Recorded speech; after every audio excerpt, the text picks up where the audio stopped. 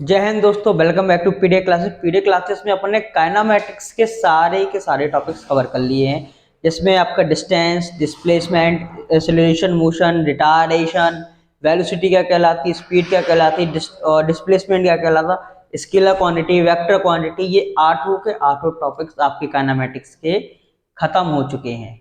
अब अपन जो स्टार्ट करेंगे वो करेंगे टॉपिक्स लॉ ऑफ मोशन।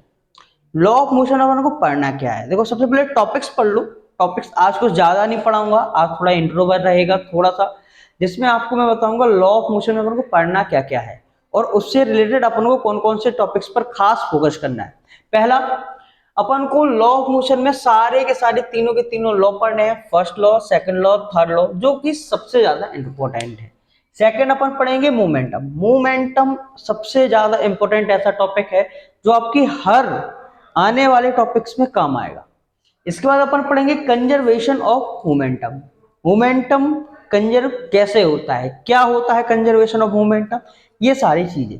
इन सभी को पढ़ने के लिए एक बेसिक टॉपिक अपन को पढ़ना है आज, वो है फोर्स। फोर्स क्या है, फोर्स के टाइप्स क्या होते हैं, ये टॉपिक आज अपन टोटली पूरी तरीके से कवर करेंगे। ओके, तो आज पहले अपन पढ़ते हैं व्हाट इज फोर्स। फोर्स क्या है? फोर्स एक ऐसी क्वांटिटी है, ऐसी फिजिकल क्वांटिटी है जिसको अपन पढ़ते हैं कैसे, पुश और पुल से। किसी चीज को खींचना या किसी चीज को धक्का देना, इन दोनों में जो मैकेनिक्स लगती है, इन दोनों में जो प्रोसेस होती है, उसको अपन कहते हैं फोर्स। और इन दोनों प्रोसेस से उसके शेप में, साइज में, स्पीड में कुछ भी चेंज होता है, वो कहलाता है आपका फोर्स। ठीक है, फोर्स की डेफिनेशन पढ़ो। द पुश और pull on an object with mass that cause it to be change its velocity. मतलब किसी भी तरीके से पुश या पुल में आप उस किसी भी ऑब्जेक्ट का कोई ना कोई मास होगा, उसको आप जब चेंज करते हो या फिर उसकी वेलोसिटी में कोई चेंज होता है आपके पुश या पुल करने से, तो उसको अपन कहते हैं फोर्स। फोर्स की ऐसा यूनिट सबसे ज्यादा इंपॉर्टेंट है, पूछी जाती है एग्जाम्स में, क्या है? न्यूटन।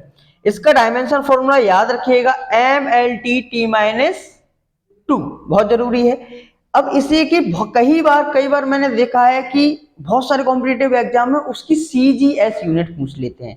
जो आपकी ये यूनिट होती है वो होती है MKS, ठीक है, स्टैंडर्ड यूनिट, ये ऐसा यूनिट्स हैं।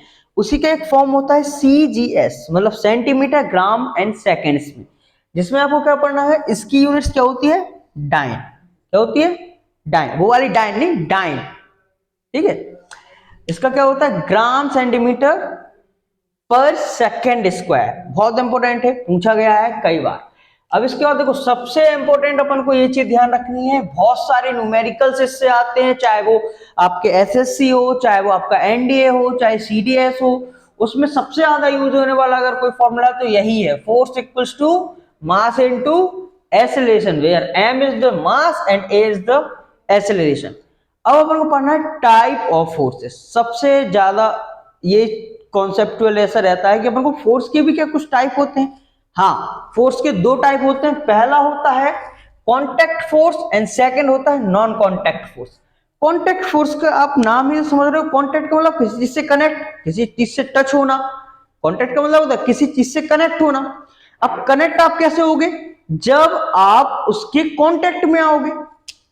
तो contact force is that force on a body that either directly और थ्रू अ मीडियम। जब आप किसी ऑब्जेक्ट या किसी बॉडी से डायरेक्टली या फिर किसी मीडियम के थ्रू कनेक्ट होते हो, जैसे मैं हूं, मेरा कोई दोस्त है, मैं उससे कनेक्ट हूं, लेकिन उसका कोई दोस्त है, तो मैं उससे दोस्ती करूंगा, तो मेरे बीच में, हम दोनों के बीच में मीडियम कौन रहेगा? मेरा दोस्त। तो मतलब मैं इसके मीडियम के थ्रू उससे कनेक्ट हुआ हूं, तो ये हो गया बीच का मीडियम। लेकिन कनेक्ट बाय टू ऑब्जेक्ट्स, बस समझ में, या तो मैं डायरेक्ट इससे कनेक्ट हूं ना, तो ये डायरेक्ट हो गया, डायरेक्ट कॉन्टैक्ट। और जब मैं इसके थ्रू किसी दूसरे से कनेक्ट हूंगा, वो कहलाएगा मीडियम कॉन्टैक्ट। बस समझ में। जैसे मस्कुलर फोर्स, फॉर एग्जांपल आप एक बाल्टी लेते हो, उसमें एक रोप बांधते हो, और रोप को आप पुली के थ्रू क्या कर रहे हो, कुएं से या फिर बैल से क्या कर रहे हो, पानी खींच रहे हो। तो आपका बाल्टी से तो कोई कांटेक्ट नहीं है ना डायरेक्ट, आपका मीडियम क्या है, रोप है, वो रस्सी है जिससे वो बाल्टी कनेक्टेड है। तो वहां पर आप अपने किस चीज का यूज कर रहे हो, मस्कुलर फोर्स का। इसी का एक एग्जांपल है आर्चरी। सभी लोग कहते हैं बचपन में सभी ने किलो का तीर बना बना के ऐसे ऐसे मेले में आते थे वो चिपकने वाले तीर, बहुत खेले हैं उससे मैंने। चलिए उसी से समझते हैं मस्कुलर फोर्स क्या कहलाता है, जहां पर आपकी मसल्स फोर्स का यूज हो, जहां पर आपकी मसल्स फोर्स का यूज हो उसे अपन कहते हैं मस्कुलर फोर्स। सेकंड आता है मैकेनिकल फोर्स। देखो मैकेनिकल फोर्स जहां कोई मैकेनिक्स है, इसका बेस्ट एग्जांपल है गाड़ी के सस्पेंशंस, गाड़ी के सॉकर्स।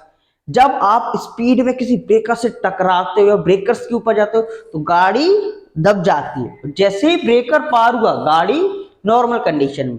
तो ये जो स्प्रिंग का अप एंड डाउन मोशन है, इसी का एक एग्जांपल है, किसका एग्जांपल है, मैकेनिकल मोशन का, मैकेनिकल फोर्स का, सॉरी मैकेनिकल फोर्स का, मतलब स्प्रिंग्स अप एंड डाउन। अब अपन थर्ड पढ़ते हैं कांटेक्ट फोर्स का, वो फ्रिक्शनल फोर्स। सबसे प्यारा एग्जांपल, गाड़ी जाती है। अब गाड़ी जाती है तो अपन लोग कहते हैं कि भाई उसमें इतना, जब गाड़ी बहुत ऐसे रोड पे हो जहां फ्रिक्शन ज्यादा हो, मतलब रफ एरिया सबसे ज्यादा हो। फॉर एग्जांपल अगर कोई रोड है जो क्या है, एक डामर रोड है अच्छी बिल्कुल फ्लैट, आपकी स्पीड कितनी रहेगी, 80 के नीचे तो जानी ही नहीं है, 80 kilometre per hour may be, ठीक है। और अगर मैं यहीं पे क्या कर दूं, ये रोड खराब कर दूं, काफी सारे गड्ढे हैं, तो आपकी स्पीड कितनी जाएगी, मैक्सिमम 40 किलोमीटर, बात समझ में आई, पर आवर।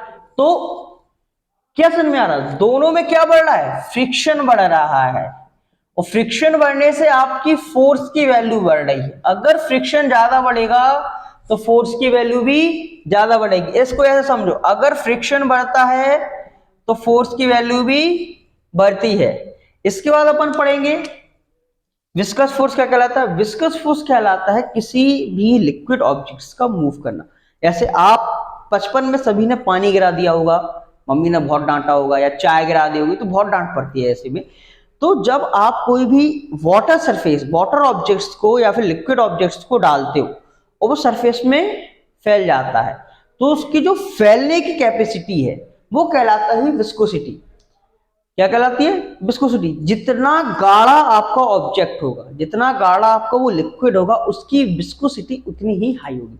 जैसे अपन बात करते हैं फ्लो ऑफ हनी, हनी को डाल दो आप, ज्यादा से ज्यादा थोड़ा सा ही बहता है, मतलब 1 इंच 2 इंच ही फैल गया, या थोड़ा और ज्यादा फैल सके, इससे ऊपर नहीं फैलता।